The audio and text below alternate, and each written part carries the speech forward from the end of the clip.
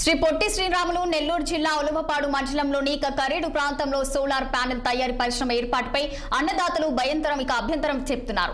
Indoor soul సంస్థకు భూ కేటాయింపు ప్రక్రియపై పోరాటానికి దిగారు. ప్రభుత్వ పరంగా ఎలాంటి కసరత్తు చేయకుండానే నేరుగా భూసేకరణ సిద్ధపడడంతో రైతులు తిరగబడ్డారు. ప్రభుత్వ నిర్ణయాన్ని వ్యతిరేకిస్తూ ఉద్యమ బాట పట్టారు. సేవ్ కరేడు పేరుతో ఆందోళనకు చేపడుతున్నారు. ప్రతిపక్షాలు ప్రజా సంఘాలు సైతం రైతులకు మద్దతుగా నిలవడంతో పోరాటం ఉధృతం దాల్చుతుంది. కరేడు రెవెన్యూ పరిధిలో మొత్తం 12,636 ఎకరాలుండగా 8,214 ఎకరాలు తీసుకుంటామని చెప్పారు. దానిలో 7,023 ఎకరాలు పంట భూమి, 1,191 ఎకరాలు ప్రభుత్వ భూమిగా పేర్కొన్నారు. ఇది రైతులకు తీవ్ర ఆగ్రహానికి కారణమైంది. భూసేకరణపై అధికారులు తాజాగా కరేడు గ్రామ సభ నిర్వహించారు. గతంలో యువగలం పాదయాత్రలో నారా లోకేష్ పరిశ్రమల ఏర్పాటు సంబంధించి రైతులకు ఎలాంటి ఆందోళన అవసరం లేదని, 1 సెంటు భూమి కూడా తీసుకోమని హామీ ఇచ్చారు. రైతులు గుర్తు చేసుకున్నారు. అయితే ఇప్పుడు అధికారంలోకి వచ్చిన తర్వాత ఇవేవి పట్టినట్లుగా రాష్ట్ర ప్రభుత్వం వ్యవహరిస్తుందని మండిపడ్డారు.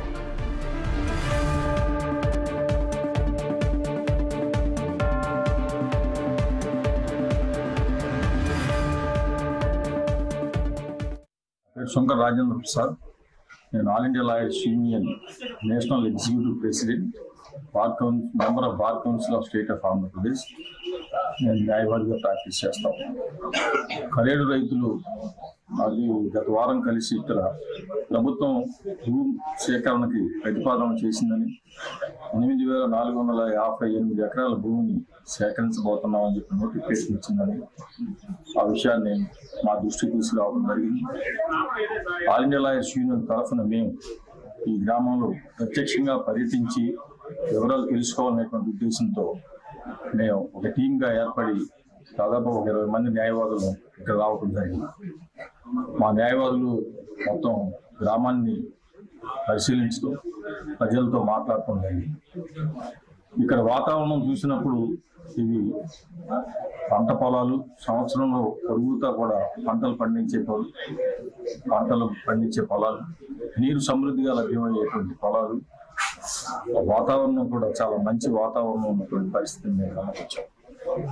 సరే, నిజంగా ప్రభుత్వం వాళ్ళు ప్రతిపాదించినటువంటి భూ సేకరణకి సంబంధించి ఇండోసాల్ వాళ్ళకి సంబంధించినటువంటి సోలార్ ప్రాజెక్ట్స్ పెట్టడం, లేదా ఇతర ప్రాజెక్ట్స్ ఇక్కడ స్థాపించడానికి నిజంగా ఇటువంటి సారవంతమైనటువంటి భూములు అవసరం ఉన్నదా అనేటువంటి కూడా మా ముందు ప్రశ్న తలెత్తింది.